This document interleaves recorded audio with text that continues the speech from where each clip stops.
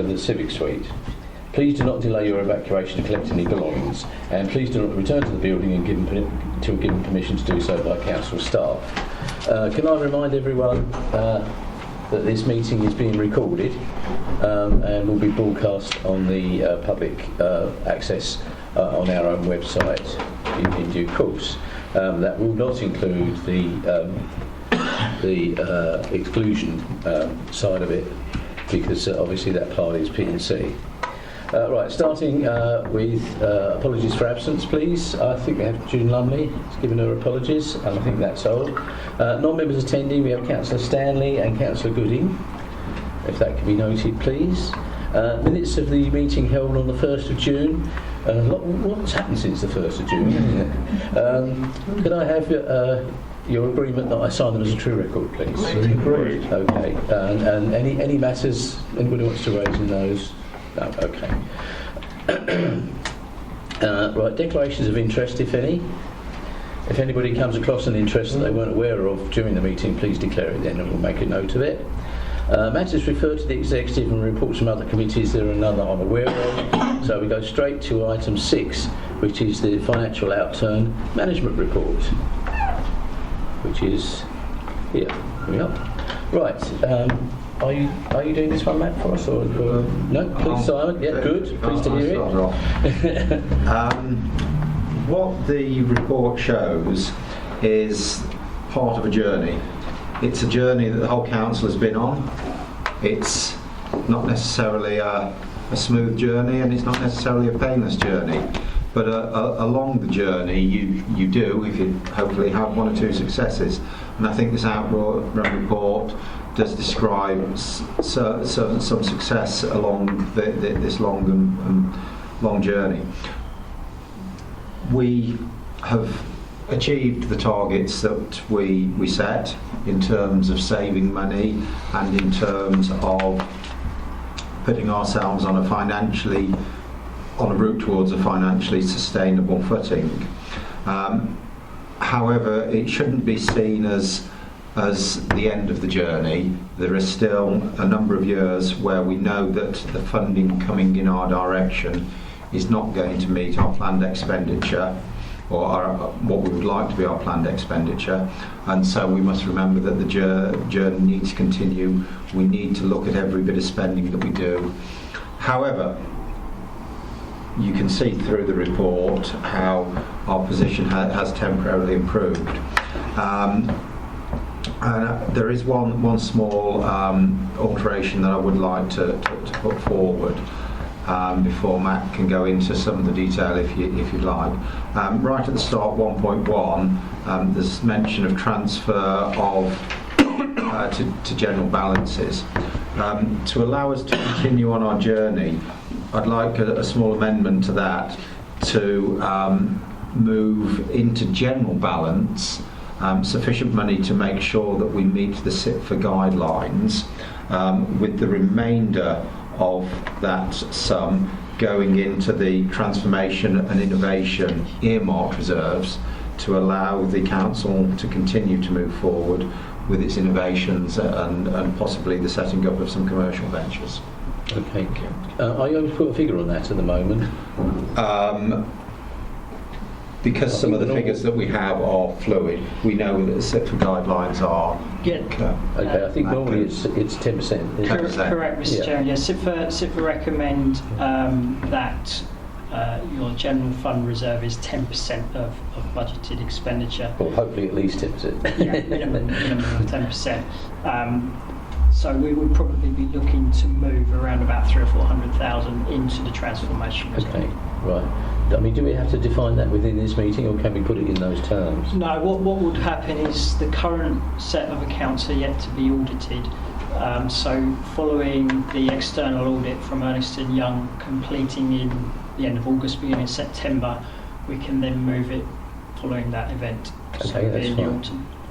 Right, okay. Right, any questions please, members, or comments on the report? I think it is a good report. I think it outlines, as Councillor Smith has outlined, a journey relating to how we are actually looking at our expenditure, where we can cut costs, we have, where we think there may be expenditure that is over and above. We've certainly earmarked that as well and planned a tour. I mean, not every line unfortunately meets its budget. Some go over, some go under. So hopefully going forward we can maintain that. But of course, there's an awful lot of challenges coming for us, and I think that's mentioned within the report as well. And of course, going forward, we need to make sure that we cover ourselves and do the things that we want to do as far as our services and our residents are concerned. And I think this is a good grounding for that. I think going forward, we've certainly got the sort of foundations built, shall we say, but we've got to get some of the bricks in place, and we're not anywhere near building a roof over it yet. Can I just add one more thing, Chairman, if I may? Can I just point out that Appendix 3, the capital projects carried forward, they're in addition to the capital projects for this year as well. Thank you very much indeed. Sorry. Is it yourself, George? So, no, I was coughing. Thank you, Chairman. With regard to this, it would seem to me that, bearing in mind that, we have uncertainties going forward over the next few years, it seems to be a reasonably cautiously optimistic outlook. Would Councillor Smith agree with me on that? Predicting the future is a challenge. And I can't really say any more than that. There are a lot of uncertainties.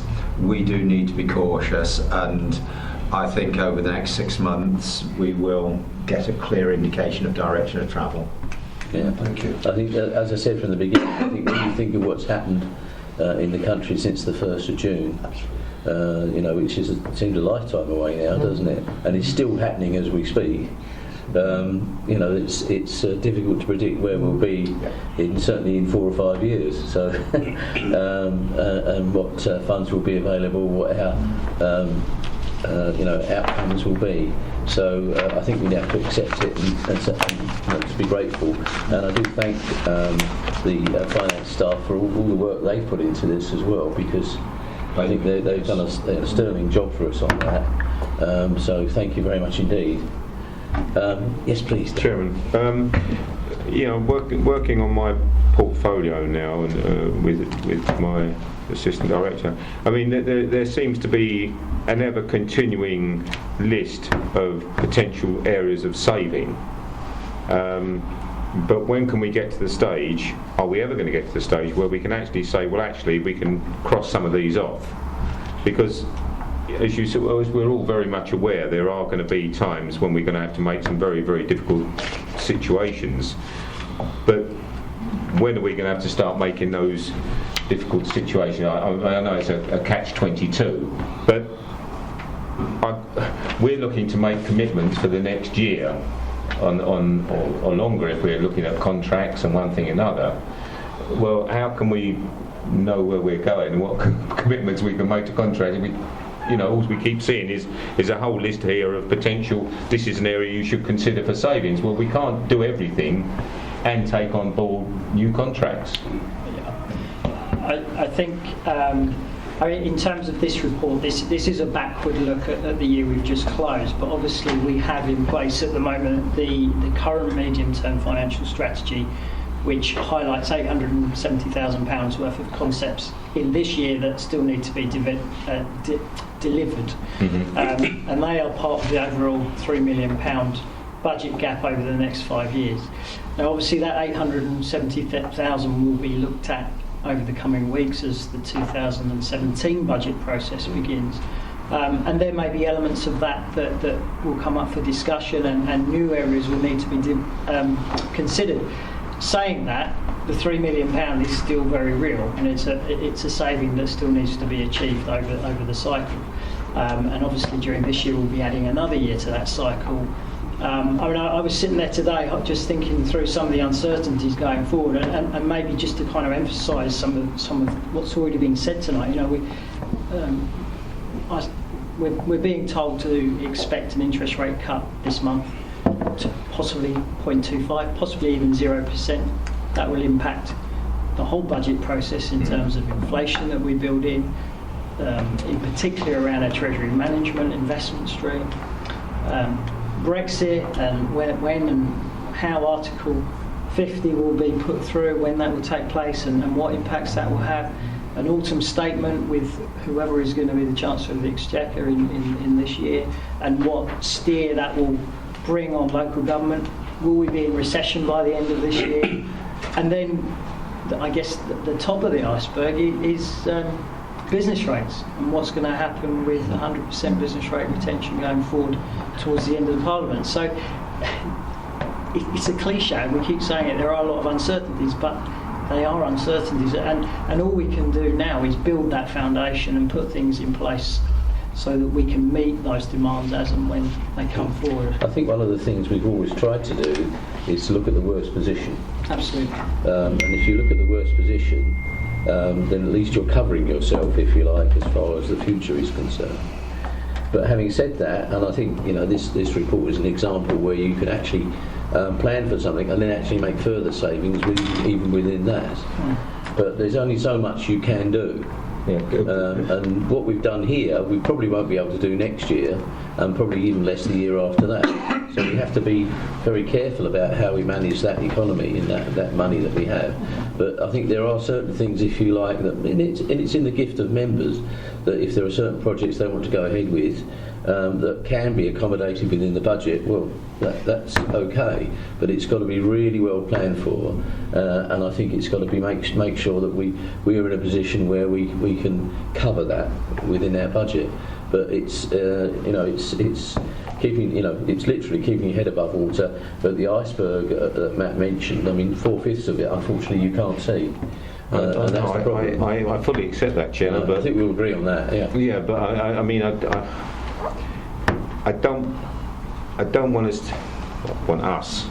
I know the council's got to take its responsibility, but if you always look at the gloomiest side forever, and you work to this could be the worst scenario, you end up putting yourself almost into a very negative viewpoint that you're not prepared to do anything because of fear of it not happening. If you Exactly. Yeah, I appreciate that, and that's a very real challenge. But I think also we need to remind ourselves that in the current business plan that was agreed by members was to become financially self-sufficient. Oh, yeah. And all of this is putting those building blocks in place to achieve that. We may reach a stage, Yeah. I mean, for instance, Brexit is an example, and some of us I know come from the city, etc. I can bring it, and I've said this before, I'll say it again, I think it comes down to one word, really, which is confidence. And I think there's an awful lot of things out there where people have knocked down the confidence, I think, in the country. But there are real opportunities within that as well. And I think that somebody needs to, of some prominence, needs to stand up and say, well, just like they did before we all voted, these are the real opportunities that are in front of us. And I think it's about grasping those opportunities and taking them forward. Somebody at County Council yesterday, somebody was talking about the grants that we get from the European Union and where will they stand. Well, don't forget we pay for those grants. And we get less than half of it back, I think it is. It's certainly not all of it back. And of course they'll be in the control of our Parliament, our country, not in the control of another organisation that imposes real conditions on that and decides where that money will go. Well, we can actually decide that, and we'll have probably a bit more of it to spend as well. So, these are opportunities in my view. Yeah.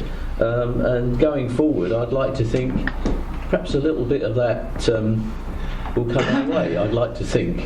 But I think that's down to the government and how we can lobby the new Chancellor, whoever it will be. I can tell you now. We know it. Somebody like It's Philip Hammond. Philip Hammond.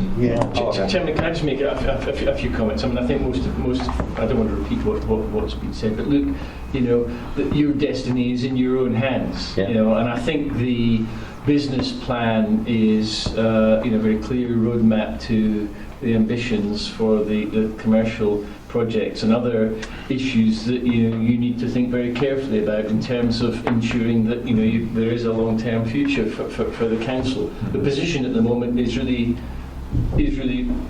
quite reasonable.